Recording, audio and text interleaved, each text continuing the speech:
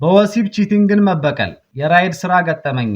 የሆነ የምሽት ክለቦች በሚበዙበት ሰፈር ራይድ የምሰራበትን መኪና ይዤ እያለፍኩ ድንገት በአንደኛው ክለብ ቀውጢ ወከባና ጩኸት ሰምቼ መኪናዬን በሩ ላይ አቆምኩ። ትንሽ ቆይቶ የሆነች የምታምርና ሰውነቷ አማላይ የሆነች ሴትና አንድ ወንድ በመደባደብ አይነት ተያይዘው ሰዎች እየገላገሏቸው ከክለቡ ወጡ። ከዛ ገላጋዮቹ ከሁለቱ መሃል ቆመው ሊያግባቧቸው ሲሞክሩ ጫማዋን አውልቃ በእጇ ይዛው ስለነበረ አንዴ በጫማዋ ፊቱ ላይ ስታሳረፍበት እሱም በንዴት ሲገፈትራት አንዲት ውሃ ያቆረች ትንሽዬ ጉድጓድ ውስጥ ወድቃ ልብሷ በሰበሰ።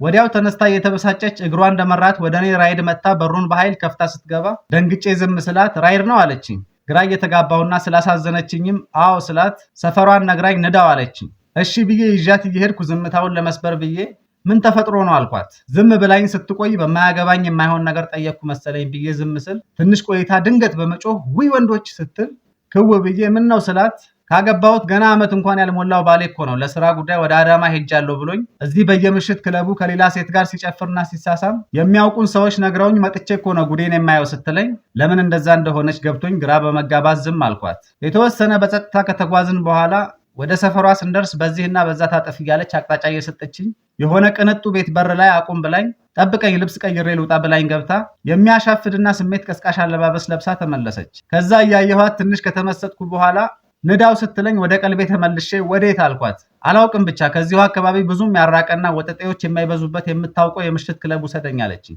ትንሽ ለማሰብ ሞክሬ እዛው ሰፈር አካባቢ የማውቀው ክለብ እንደሌለ ነግሬያት ትንሽ ከሰፈሩ ወጣ ወዳለ አሪፍ ክለብ እየወሰድኳት እያለ እሱ እንዳደረገው እኔስ ማድረግ ያቅተኛል እንዴ ስትለኝ ግራ ገብቶኝ ደንግጬና የምለው ጠፍቶኝ ዝም አልኩ። የማውቀው ክለብ በር ላይ ደርሼ ይሄው እዚህ ነው ስላት በንዴት እልህና መንጨርጨር በታጀበ ድምፅና አጠር ቀጠን ያለ ትዕዛዝ በሚመስል ንግግር አብረሃኝ መቆየት ትችላለህ ስትለኝ ቦታው ላይ አድርሻት ገንዘቤን ተቀብዬ ለመመለስ ያሰብኩት ልጅ የምመልሰው ጠፍቶኝ የተንተባተብኩ ኧረ ቀጣይ ስራዬን ጠብቄ ልሰራ ነው ስላት ይሄው ቀጣይ ሰርተህ የምታገኘው ብላ ያልጠበቅኩትንና ሌሊቱን ሙሉ ያለማቋረጥ ብሰራ ከማገኘው የእጥፍ እጥፍ የሆነ ብር ላይ ስትወረውር ሐሳቤን ቀይሬ ወደ ክለቡ ተያይዘን ገባን። በጣም በንዴትና መንጨርጨር ውስጥ ሆና በነገር ስለምትጠጣ ገና አንድ ሁለት ብዙም አልኮል ያልበዛበት መጠጥ እንደጠጣች እየሰከረች መጣች።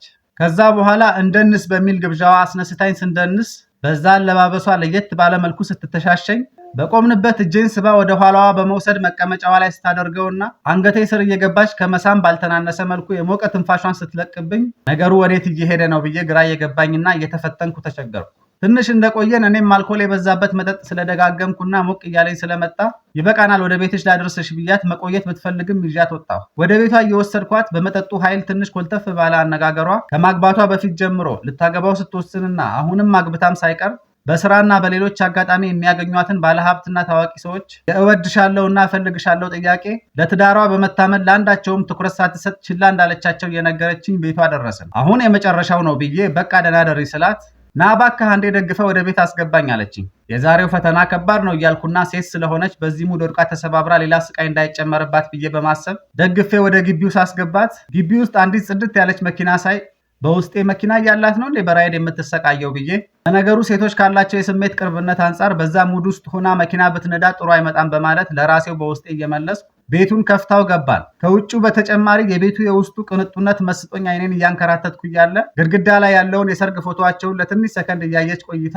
ሂል ጫማዋን አውልቃ በመወርወር የፎቶውን ፍሬም ከሰበረች በኋላ ድንገት ያላሰብኩትን ዱብዳ አወረደችብኝ። አንገቴን እንቅ አድርጋ ይዛ ከንፈሬን በኃይለኛው እየመጠመጠች ጥል በሚመስል መልኩ እየገፋችኝ ከግድግዳው ጋር አጣብቃ በዲፕ ኪስ መሳሟን ቀጠለች። ባለትዳር መሆኗና የሆነ ያለው ነገር ግራ ቢገባኝና ቢያስደነግጠኝም የባሏ ድርጊትና የወንድነት ስሜቴ ተፈታትኖኝ እኔም አጸፋውን መመለስ ጀመርኩ።